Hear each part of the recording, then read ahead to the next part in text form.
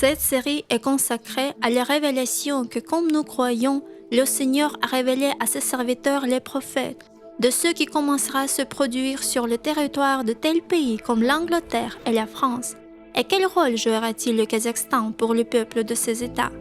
Pendant plus de 14 ans, il y avait des révélations des choses vécues qui semblaient tout simplement impossibles à première vue. Mais la parole de Dieu est inébranlable. Et nous voulons partager avec vous le plus de détails possibles de ce qui va se passer dans un avenir proche. Le monde va changer si incroyablement, autant que nous ne pouvions pas l'imaginer. Beaucoup de gens iront d'un endroit à l'autre et la connaissance se multipliera. Aujourd'hui, ce n'est pas un secret que la migration des peuples se produit très rapidement dans le monde. Il y a encore 100, 200 ans, il n'y avait pas de telle opportunité. Chaque jour, les gens voyagent avec un flux énorme. D'un endroit à l'autre, les gens se déplacent en quelques heures. Bonjour à tous, c'est le chant Le buisson ardent de Moïse, où nous parlons des événements qui attendent l'Europe dans le futur proche. Salut Vlad, salut. La dernière fois, nous avons parlé de ce que tu as reçu par les Écritures. C'était la confirmation de ce que tu as vu. C'était très proche de ce que Jésus et les prophètes disaient. Amen.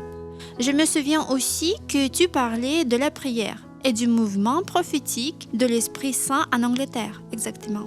Mais l'Angleterre n'est pas le seul pays pour lequel tu as reçu la parole et des révélations. Il y a aussi un pays merveilleux. Alors, parlons de ce pays aujourd'hui. Oui, ce sont deux pays qui vont ensemble historiquement. Et je crois que ce réveil qui touchera ces deux pays, ce sera comme deux sœurs. Quand j'étais dans le jeûne, pendant 10 jours avec l'Église, j'ai commencé à recevoir une parole. J'entendais dans mon esprit ce mot, comme quelqu'un disait « La France, la France, la France, la France ». Cela attirait mon attention. J'ai demandé à Dieu « Seigneur, si c'est toi, qu'est-ce que tu veux dire ?» Et à un moment, je commençais à recevoir quelque chose dans mon esprit. La présence de Dieu me remplissait. Pendant de ce temps, j'ai reçu que l'œuvre de l'Esprit Saint en France s'accroîtra. Et ce sera comme une crêpe dans la poêle, comme on fait cuire des crêpes. Imaginons cette situation. Est-ce que tu fais des crêpes ou pas? Oui, parfois. Voilà, j'ai vu cette image. Quand on fait cuire des crêpes, la pâte se répartit uniformément dans la poêle chaude. Et dans ce temps-là, la France sera comme une crêpe dans la poêle. Très intéressant. C'est comment? Ce sera un éclat de tous les demandes de la vie en France, spirituelle et physique. En fait, c'était en 2008, de tels moments, avant les attaques terroristiques qui ont lieu un peu plus tard. J'ai déjà vu certains de ces événements. Mais en ce temps-là, je ne comprenais pas cela. Je demandais comment cela pourrait se passer. Je vais revenir sur la préparation des crêpes. J'ai vu une telle image, la pâte versée graduellement, replisser le fond de la poêle, en attendant que le dessous de la crêpe est cuit. Mais le dessus de la crêpe reste cru. S'il faut prendre cela comme symbole, image, c'est invisible pour la vie des gens. Mais quand on retourne la crêpe et on veut cuire la deuxième partie de la crêpe, la partie invisible devient visible. En France se passera la même chose. Qui était caché là-bas sera tourné et deviendra visible. Et la partie qui était dessus sera cuite. Et éclat des passions sera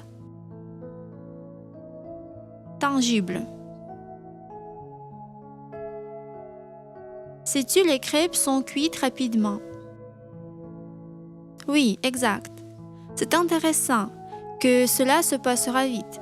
J'ai une préfiguration avec une crêpe. On prépare beaucoup de crêpes et les femmes font des crêpes par les tas. Oui, gros tas de crêpes. Je te comprends exact. Ces événements qui accéléreront la situation aident les gens à se préparer. Se préparer au projet de Dieu et au changement de Dieu. Je voudrais raconter cela maintenant.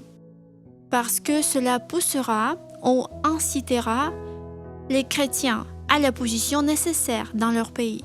Je voyais ces événements qui commençaient dans le quartier ou la région. Je ne sais pas comment cela dire. Peut-être territoire?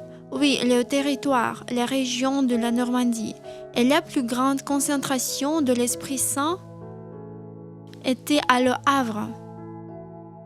C'était comme la capitale de l'Esprit sur cette place. J'ai compris et j'ai noté certaines choses. Le Havre est la capitale du réveil ou de la renaissance ou de la concentration de l'œuvre de Dieu. Si nous regardons historiquement, cette ville a été presque détruite pendant la Seconde Guerre mondiale. Wow. Oui, elle a été restaurée d'une façon incroyable, mais c'est une autre histoire. D'accord, nous en parlerons séparément de cette ville. Tu as raconté du mouvement de l'Esprit Saint. Quels sont les changements qui se passeront là-bas? Par exemple, si nous prenons une personne, sa propre vie, cela concernera son esprit, son âme et son corps. Parce que j'ai vu la restauration qui venait du Seigneur. Des gens abattus et perdus émotionnellement, blessés, leurs sentiments et émotions. Les hésitations étaient dans leur intellect, dans l'intellect. Oui, et les hésitations étaient dans l'intellect, c'est-à-dire la personne ne savait pas quoi faire, quoi penser, comment résoudre des problèmes, etc. J'ai vu l'œuvre de l'Esprit Saint dans cette situation. Quand il a touché la personne, cette partie à l'intérieur de l'homme a été restaurée.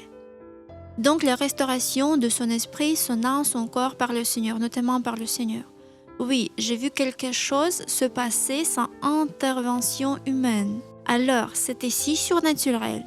Un homme pouvait se trouver dans sa chambre et tout à coup, en 1 minute, sa vie était devenue complètement différente parce que le Seigneur l'a visité. C'est incroyable. Peut-être que cela ne s'appliquera pas à certaines églises. Parfois, certaines églises s'élèvent chez nous, mais ici, l'Esprit Saint se propage uniformément. Il visite les personnes directement. À mon avis, et comme j'ai vu, le commencement de ce mouvement concerne l'Église, c'est-à-dire, premièrement, son peuple. Après, il touchera d'autres gens qui se trouvent dans les différentes sphères, couches, etc.